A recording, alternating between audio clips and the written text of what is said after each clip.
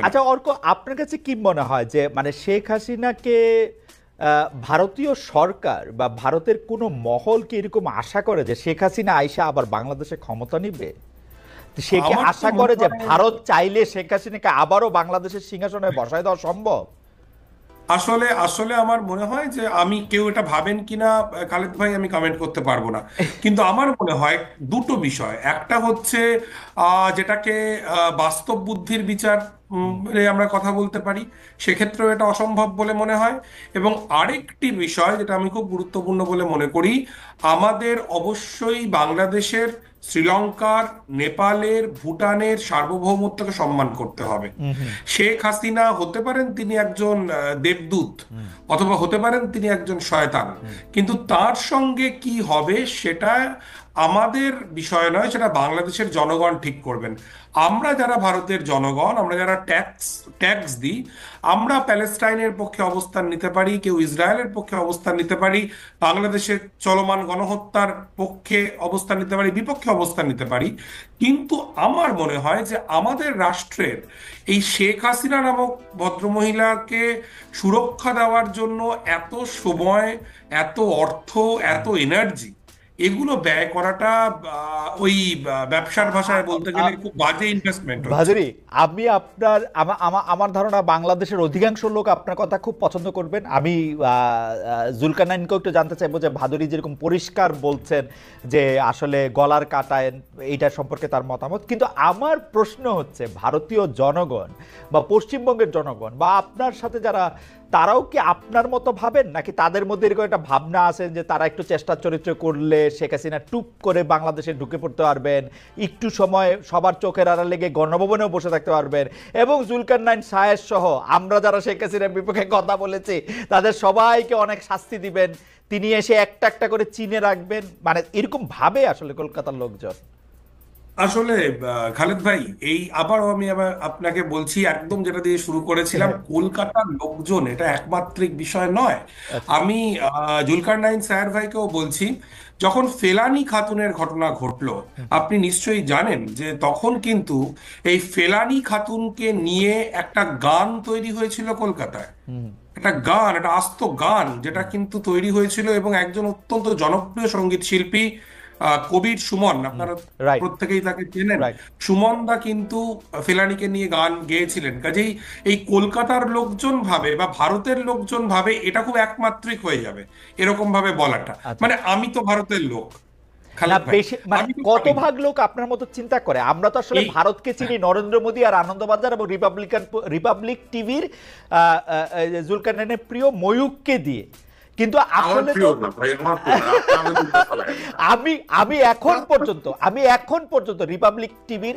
1 minute দেখি নাই। এর জন্য আমি জীবনে কিছু মিস করছি সেটাও আমার মনে হয় না। 1 মিনিটও দেখি নাই আমি। মানে ভারতের লোকজন, মানে আপনার মতো লোক কতজন অর্ক, আর মোদির মতো বা ময়ূকের মতো বা রিপাবলিক টিভির মতো লোক, অর্ণব গোস্বামীর মতো লোক কতজন আসলে? এরকম জরিপ তো করা হয়নি খালেদ ভাই হ্যাঁ। এখনো পর্যন্ত।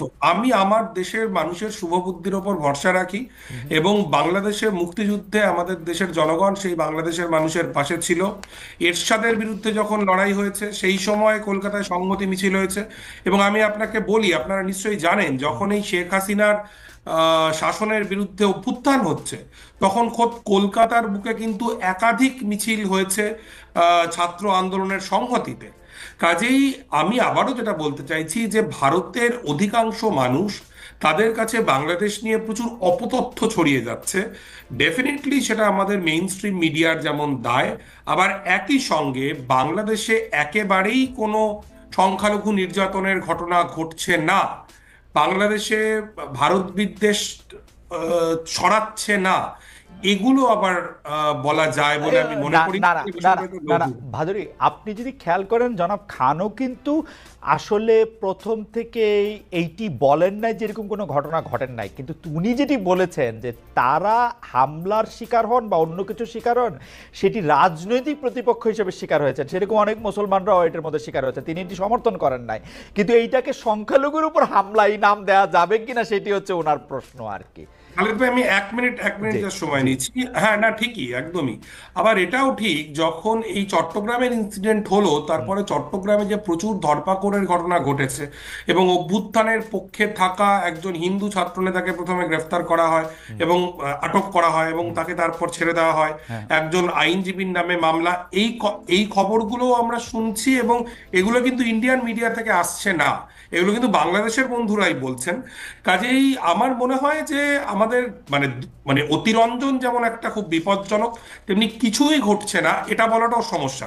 শুধু আমার সমস্যা যেটা আমার দেশের মেইন স্ট্রিম মিডিয়াকে নিয়ে, হাসিনার আমলে যখন সংখ্যালঘু নির্যাতনের ঘটনা ঘটেছে, শেখ হাসিনার আমলে, আওয়ামী লীগের আমলে যখন পুজো মণ্ডপে হামলার ঘটনা ঘটেছে, 2021 সালের কথা আমি বলছি, বা বিভিন্ন সহিংসতার ঘটনা রাইট, ঘটেছে, এই সময় কিন্তু এখন যারা ভারতীয় ফার রাইট, অতি দক্ষিণপন্থীরা বা অন্যান্য মানুষজন যারা খুব সোচ্চার হয়ে উঠেছেন, তারা সেই সময় সোচ্চার ছিলেন না। আমরা আমরা যারা ভারতবর্ষের মাটিতে দাঁড়িয়ে অসাম্প্রদায়িকতার পক্ষে, বিভাজনের বিরুদ্ধে, এটা আমাদের যন্ত্রণার জায়গা। আমরা মনে করি ডেফিনেটলি বাংলাদেশে একটা সংখ্যালঘু নির্যাতনের দীর্ঘকালীন সমস্যা রয়েছে, ওকে। এমন নয় যেটা শেখ হাসিনার সময় ছিল না। কিন্তু প্রবলেম হচ্ছে আমাদের দেশের ফার রাইট, মূলত ফার রাইট, তারা শেখ হাসিনার সময় হওয়া সংখ্যালঘু নির্যাতন নিয়ে কার্যত মুখে কুলুপ না সেটা এঁটেছিলেন, তো যখন যেভাবে কারণে সুবিধা, খুব বিশ্বাসযোগ্য হচ্ছে রাইট, না যখন এই যেভাবে সময়। সুবিধা সেভাবে সেটা বলে। শেখ হাসিনা কিন্তু কার্যত ভারতে গৃহবন্দী। তিনি কিন্তু ভারতের কোনো মিডিয়াকে বা আন্তর্জাতিক কোনো মিডিয়াকে অ্যাড্রেস করতে পারতেছেন না, তাকে আসলে ফ্রিলি ঘুরে বেড়াতে দেওয়া হচ্ছে না, নানা কারণেই তাকে কিন্তু আসলে এক ঘরে এবং একটি ঘরে বন্দি রাখা হয়েছে।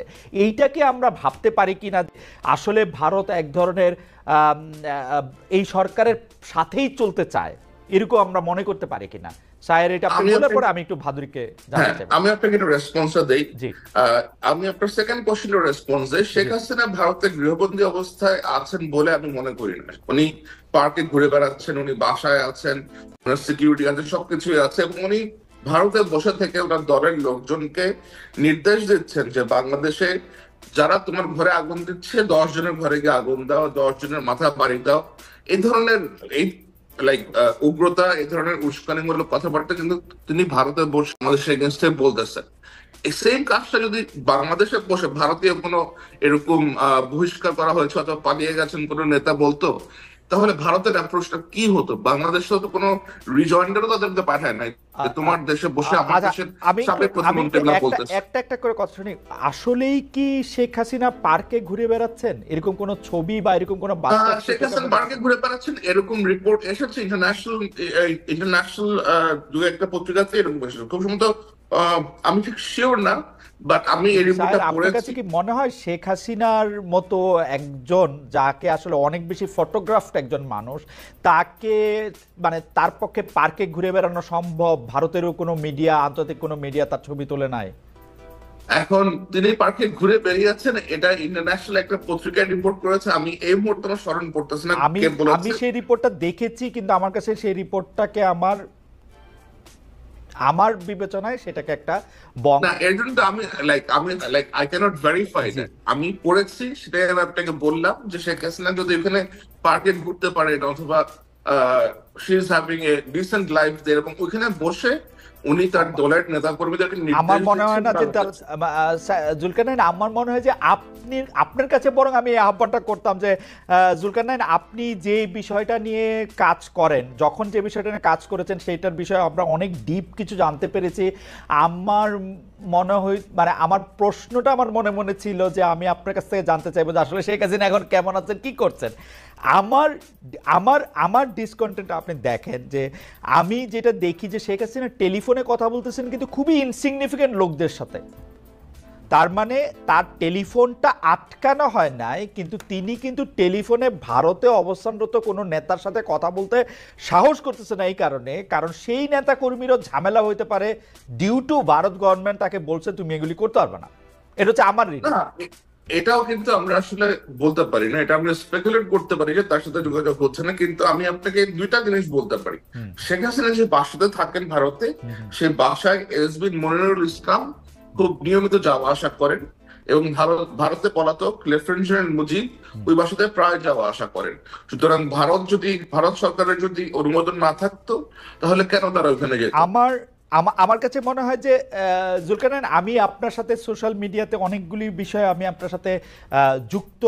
আপনি যদি এই বিষয়ে আরও একটু স্পেসিফিক তথ্য, মানে আপনার স্টাইলে যেটা আপনি আনার্স করেন, সেটা যদি আমাদেরকে একটু দেখান, তাহলে আমি, কারণ মুজিবার মনিরুলের কথা আমিও শুনেছি, কিন্তু এটা আমার কাছে গুজবেই মনে হয়েছে। বরং আমি একটু ভাদুরীর কাছে যাই এবং ভাদুরীর কাছে গিয়ে একটু হেল্প চাই যে ভারতীয় গণমাধ্যম যেভাবে বাংলাদেশে কি হচ্ছে যেটা তার বাইরে, সে হিয়ার্সে কথা যত বলতেছে, শেখ হাসিনা কোথায় আছে, কি করতেছে, শেখ হাসিনা কিভাবে মানুষের সাথে যোগাযোগ করতেছে, কিভাবে উনি মানুষের সাথে যোগাযোগ করতে চাচ্ছে, তার ওয়ারেবল জানানোর ব্যাপারে ভারতীয় মিডিয়ার হয় অনীহা, নাইলে সরকার থেকে বাধা দেওয়া হয়েছে, এরকম কিনা ঘটনাটা আসলে? আমি কে সরি, কে শেখ হাসিনা গত পরশু দিন নিউ ইয়র্কে তার লোকজনের সামনে আপনার লাইক অডিওতে না না, সেইটা হচ্ছে যে একজনকে ফোন করছে, সেই ফোনটা একটা নিউ ইয়র্কে এবং ডেনমার্কে দুইটা জায়গায় বাজানো হয়েছে।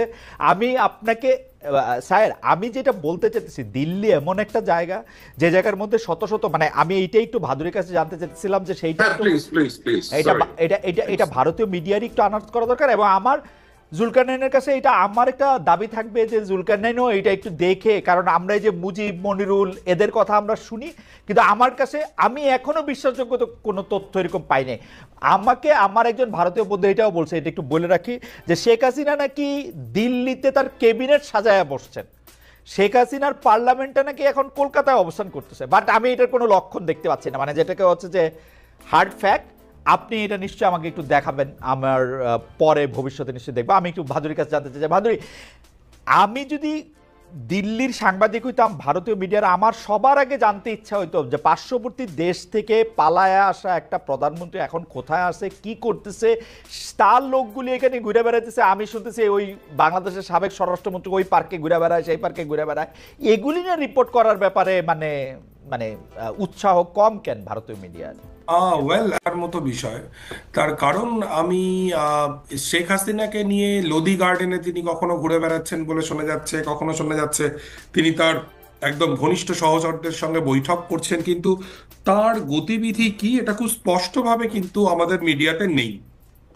এর দুটো ব্যাপার থাকতে পারে। একটা হচ্ছে যে আমাদের দেশের সরকার হয়তো সত্যিই শেখ হাসিনাকে এরকম ভাবেই রেখেছেন যে তার, যেটা আপনি প্রথমে বললেন, যার গতিবিধি অত্যন্ত নিয়ন্ত্রিত এবং যার ফলে মিডিয়ার পক্ষে হয়তো সম্ভব হচ্ছে না শেখ হাসিনার গতিবিধি আসলে ট্র্যাক করবার। কিন্তু আমার কাছে যেটা অন্য একটা ব্যাপার খুব গুরুত্বপূর্ণ বলে মনে হয় খালেদ ভাই, সেটা হচ্ছে যে এই শেখ হাসিনা কিন্তু আসলে আমাদের দেশের একটা গলার কাঁটা হয়ে রয়েছেন।